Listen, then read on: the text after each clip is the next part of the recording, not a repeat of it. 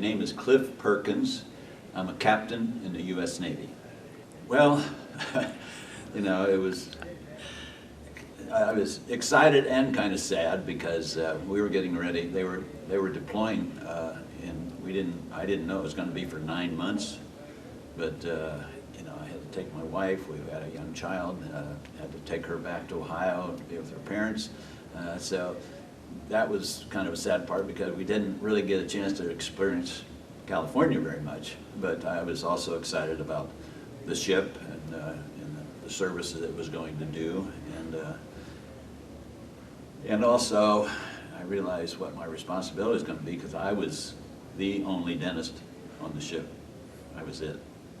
Well, my main quarters were I was on the main deck, and I shared a room with the medical officer, and we had bunk beds, or one up, one down, and we had 2 small desks in there. So it was a small room. No air conditioning. We had no air conditioning aboard the ship at that time. So that was interesting. So anyhow, you know, right above my room, it was easy to get up the stairs to get up to the navigation bridge, and you know, and going forward. And we, it was kind of scary at first because when we departed, I guess because of the Vietnam War, we sailed darkened ship, so we had no lights on the exterior of the ship, and you know, and the portholes were closed, so no lights came out. So if you went out on the deck, it was black. It was dark. It's something I hadn't experienced before. Well, you know, first off, they didn't have a stable chair. I had learned to do dentistry basically sitting down, and so they had a chair that kind of rotated. So you're sitting in when you're working on patients, you're going like that. And of course, you know, if you get into some rougher seas and stuff, you're dropping up and down. So that was a little bit of a problem, but we solved that problem. We ended up, you know, when we got to the Philippines, I think we were able to, you know, get another chair that would work properly. It was a small dental office. It wasn't big.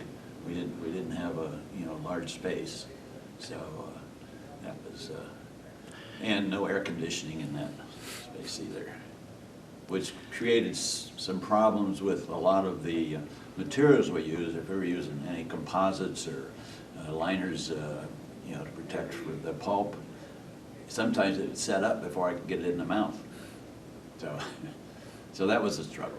You know, I did basically all phases with all of them. Some of them were in better shape than others, but I did endodontics, I did oral surgery, I did teach the crew a very good lesson.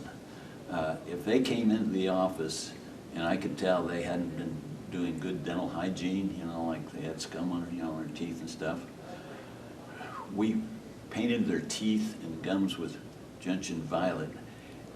And so when they went out, and then I'd say, all right, go, come back after you got this, you know, and we'll give them another appointment. But once they were out and the crew saw them, they said, "You've been in to see Doc Perkins and you haven't been brushing your teeth." So the crew learned that very fast. And so I ended up with a crew that when they came in, they had pretty clean mouths. So anyhow, that was kind of a funny story to tell, but you know, they all knew I've been in to see Doc, and guess what?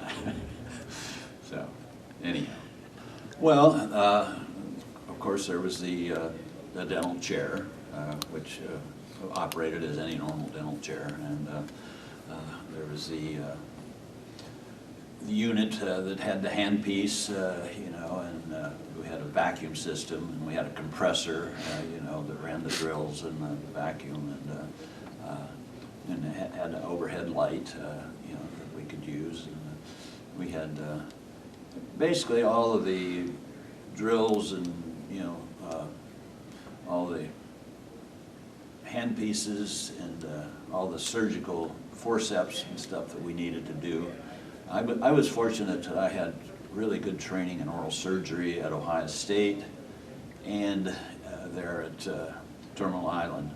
And so I felt pretty comfortable, you know, thinking back on it, you know, only 9 months out of dental school, and all of a sudden I'm thrown in and I'm responsible for this whole crew. So I felt good about it. You know, the whole ship didn't have air conditioning, so, but after, I forget, maybe, we didn't get it when we first went to the Philippines, but I think maybe when we came back after we'd been over in Vietnam, we actually got air conditioning. But I remember actually, when we were over in Vietnam, it was so hot in our quarters that I took a blanket and went up and slept on the deck. You couldn't sleep. So, but anyhow, we did get air conditioning. Unfortunately, we didn't have control of the air conditioning, and we were attached to, you know, another part of the ship, and they had it cranked down so low that I froze when I was in there. So better cold than hot.